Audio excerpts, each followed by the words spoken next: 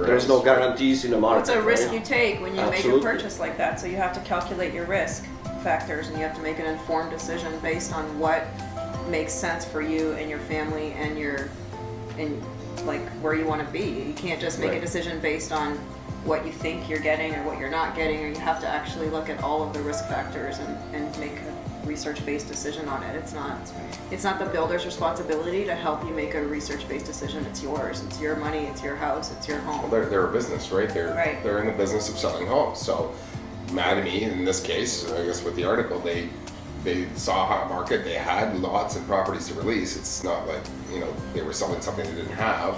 They came to the market at the time and got the money that people were willing to pay. I think. Right, at that point in time, right? Just like private people at that time were putting their houses up for sale, waiting for multiple offers and taking crazy amounts of money, and people walked in and bought them and paid stupid money for resale homes back in March and February of 2017. Mm-hmm.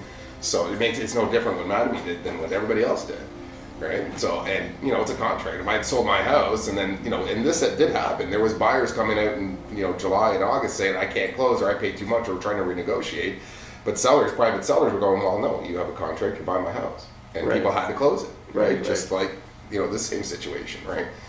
That's unfortunate, but markets change. There are no guarantees, right? And I mean, the crucial bit is that you have to understand really the contract too, right? I mean, you have to really take care.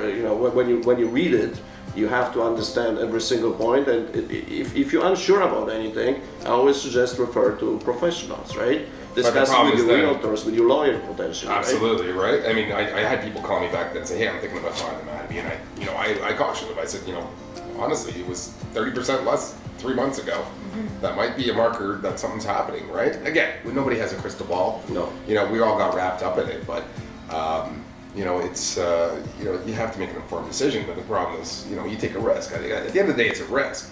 I bought a house. I bought a new house. I bought 6 new houses, and every time me and my wife bought a new house, we'd book a house. It'd be closing 8 months to a year away. We'd sell our house immediately because we were worried.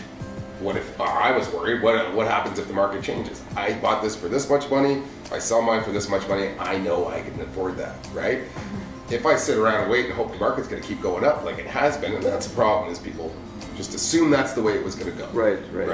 But that was the anticipation baked into the cake, so to speak, right? And that's a bit of a faulty approach. Well, right? but that's the risk, right? So that's the risk. I stayed in my in-laws' basement. It was a nightmare, but I did it. I mean, because at least I was safe. Yeah. Did I make a mistake? Probably. I probably could have sold my house for more. Like when I did do that, like by the time I closed the next one. But honestly, I wasn't. That was a expense or a risk I was willing to take. I'd rather lose what I could have made instead of not being able to close it. And I think the mentality, needs to shift, or has shifted now, I guess, in light of what's happening here. Mm-hmm. But at the time, there probably were people who thought that the home that they were currently in was going to continue to go up in value. Well, that's the mentality. That's what's happened. That's what and to their defense, it's been that way. If you're in Canada for the last 10 years, that's just the way it's been a long stretch, right? And it's always hard when the winds shift, so to speak. Yeah. Unfortunately, we cannot really time or anticipate to the T when the government is gonna intervene, right?